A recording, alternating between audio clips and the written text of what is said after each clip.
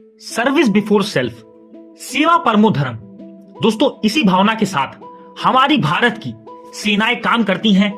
अगर मैं बात करूं इंडियन आर्मी की, चाहे इंडियन एयरफोर्स की, इंडियन नेवी की, दोस्तों हमारी भारतीय रक्षा के लिए ये तीनों ही हमारे देश की शान है और एक अभिन्न अंग है। ऐसे में हर युवा कहीं ना कहीं इन फोर्सेस को ज्वाइन करना चाहता है। और जब बात आती है एक कमांडो बनने की, तो बहुत सारे युवाओं का सपना होता है, क्योंकि कहीं ना कहीं अगर आपको शौर्य, पराक्रम, त्याग, बलिदान ऐसे चीजों का जीवंत उदाहरण देखना है, तो दोस्तों आप हमारी भारत की सेनाओं को देख सकते हैं। और एक कमांडो बनना हम सभी के लिए बहुत गर्व की बात होती है। हर युवा चाहता है कि कहीं ना कहीं वह आर्मी में एज अ कमांडो भारत माता की सेवा करे और हमारे देश की सुरक्षा दोस्तों बाहरी ताकतों से, अंदरूनी ताकतों से वह कर पाए। तो आज हम जानने वाले हैं कि आप इस सपने को 10वीं के बाद कैसे पूरा कर सकते हैं, क्या आपके पास योग्यताएं होनी चाहिए। और दोस्तों 10th के बाद कहीं ना कहीं हमारे अंदर बहुत उत्साह भी होता है, हम सभी बहुत परेशान भी होते हैं कि किस तरह से हम कमांडो बने, क्या प्रोसेस है, किन चीजों से गुजरने के बाद हम एक कमांडो बन पाएंगे। लेकिन उससे पहले मैं आपको बता देता हूं कि इंडिया में कमांडो बनने की जो सक्सेस रेट है वह 2 से 3% की है। दोस्तों कहने का मतलब यह है कि जितने लोग कमांडो के लिए अप्लाई करते हैं उनमें से 2 से 3% लोग ही इस ट्रेनिंग को पूरा कर पाते हैं, क्योंकि इस ट्रेनिंग में कहीं ना कहीं आपको तपा करके यह निखारा जाता है कि आप टफ से टफ सिचुएशन में अगर आपके पास कोई भी रिसोर्स नहीं है फिर किस तरह से आप सरवाइव करेंगे। यह सारी चीजें आपको कमांडो ट्रेनिंग में देखने को मिलती है।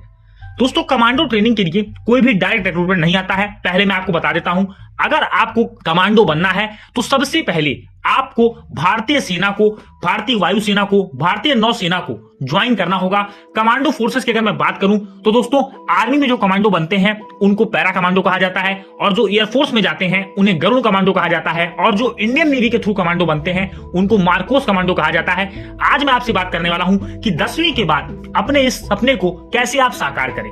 देखिए दोस्तों 10वीं के बाद अगर आप सपने को साकार करना चाहते हैं तो सबसे पहले आपको 3 स्टेजेस से होकर के गुजरना होगा, जो कि पहला स्टेज है प्री ट्रेनिंग, दूसरा जो स्टेज है आपका वह है मिड ट्रेनिंग, और तीसरी जो स्टेप है वह है एडवांस ट्रेनिंग, या आप कहें फाइनल सिलेक्शन तक आप पहुंच जाएंगे, अपने अंतिम पग तक आप पहुंच जाएंगे।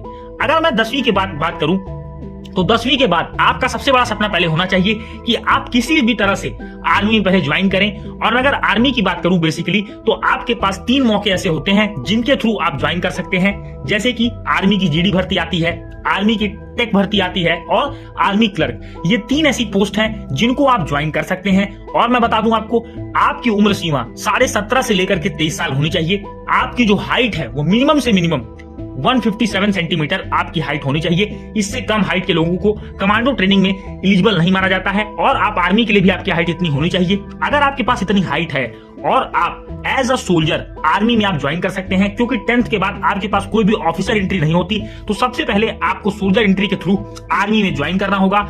जब आप सोल्जर के थ्रू आर्मी को ज्वाइन कर लेते हैं तो आपके पास 2 महीने बाद आपके पास फॉर्म आता है, जिस फॉर्म को आप www.joinindianarmy.nic.in पर जाकर के आप अगर सर्विंग सोल्जर हैं आर्मी के तो इस फॉर्म को आप भर सकते हैं। साल में 2 बार इसके फॉर्म निकाले जाते हैं और आपको 90 डेज का प्रोविजन पीरियड में रखा जाता है, जो कि दोस्तों ये सबसे टफेस्ट पीरियड होता है। यहां पर आपको सर्वाइविंग स्किल, फाइटिंग स्किल्स, सारी चीजें आपको सिखाई जाती हैं कि किस तरह टफ से टफ कंडीशन में भी आपको सर्वाइव करना है, आपको अपने दुश्मन को किस तरह से पराजित करना है।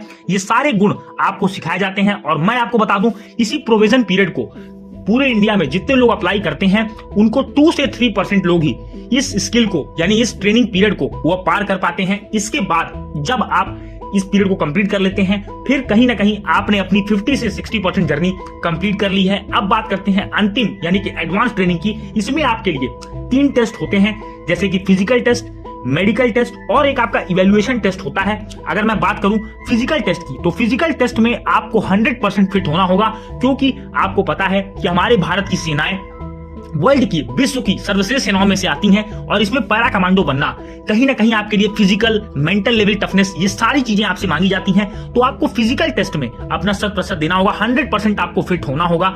दूसरी बात आती है मेडिकल टेस्ट। यहां पर भी आपको 50 से 60% पूरे मेडिकल को क्लियर करना होगा। और इवैल्यूएशन टेस्ट जो आपका होता है इसमें आपसे सिचुएशन दिए जाते हैं, आपसे क्वेश्चंस पूछे जाते हैं, एक रिटन टाइप का भी टेस्ट आपका लिया जाता है इवैल्यूएशन टेस्ट में। यहाँ पर भी आपके 20% मार्क्स कंपलसरी होते हैं आना, और अगर आप इन चीजों को पार कर लेते हैं तब